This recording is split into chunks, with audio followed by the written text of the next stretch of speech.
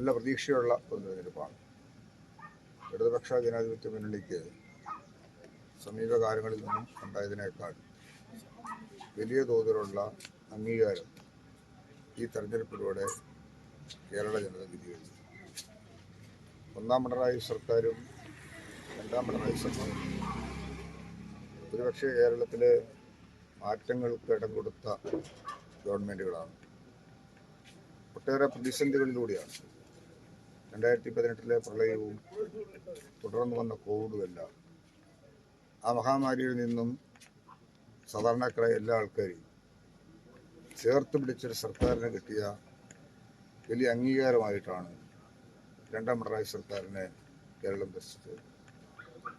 ആ ഗവൺമെൻറ് വന്നതിന് ശേഷം ഏറ്റെടുത്ത ഏറ്റവും പ്രധാനപ്പെട്ട ദൗത്യം ഒട്ടേറെ വികസന പ്രവർത്തനങ്ങളും നാടിൻ്റെ നന്മയ്ക്കൊതുകുന്ന നേട്ടങ്ങളും കൈവരിച്ചതിനോടൊപ്പം തന്നെയാണ് അതിദരിദ്രരായ ആൾക്കാരെ ഇല്ലായ്മ ചെയ്യാൻ, ഉന്മൂലനം ചെയ്യാൻ, അതിദാരിദ്ര്യമില്ലാത്ത സംസ്ഥാനമായി കേരളത്തെ പ്രഖ്യാപിക്കാൻ സാധിച്ചു എന്നുള്ളത് കേരളത്തിൻ്റെ പൊതുവികസനത്തോട് ചേർത്ത് നിർത്തിയ സാധാരണക്കാരായ ദുഃഖം അനുഭവിക്കുന്ന പാവപ്പെട്ടവരുടെ എല്ലാം കണ്ണുനീരൊപ്പിയ സർക്കാരിൻ്റെ മുഖമാണ് കാണാൻ കഴിഞ്ഞിട്ടുള്ളത്.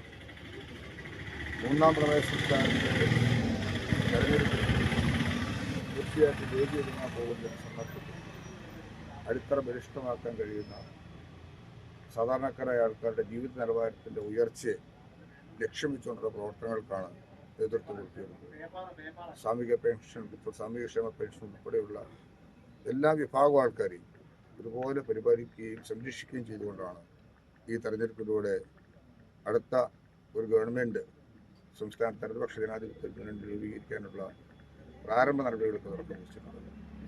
അതുകൊണ്ട് തന്നെ ഈ തെരഞ്ഞെടുപ്പ് സ്വാഭാവികമായും നമ്മുടെ നാട്ടിൽ ഉയർന്നു വന്നിട്ടുള്ള എല്ലാ കാര്യങ്ങൾക്കും പ്രതീക്ഷ നൽകുന്നതാണെന്നുള്ള കാര്യത്തിൽ സംശയമില്ല. ആവലാതികളും പരാതികളും ഇല്ലാതെ സാധാരണക്കാരായ ആൾക്കാരെ ഗ്രാമീണ തലങ്ങളിൽ തെരഞ്ഞെടുപ്പ് രംഗത്ത് കാണാൻ കഴിഞ്ഞു എന്നുള്ളതാണ് ഏറ്റവും സന്തോഷകരമായ കാര്യം. അത് ഈ തെരഞ്ഞെടുപ്പിലൂടെ ബലിഷ്ഠമായ ത്രിതല പഞ്ചായത്ത് സംവിധാനം ഈ നാടിൻ്റെ വികസന പ്രവർത്തനങ്ങൾക്ക് നേതൃത്വം കൊടുക്കുമ്പോൾ അതിന് ഉതകുന്നൊരു സർക്കാരിൻ്റെ പിന്തുണയും അതിലൂടെ ഉണ്ടാകുന്ന നേട്ടങ്ങളും ജനങ്ങൾ ആത്മാർത്ഥമായിട്ട് പ്രതീക്ഷിക്കുന്നുണ്ട്.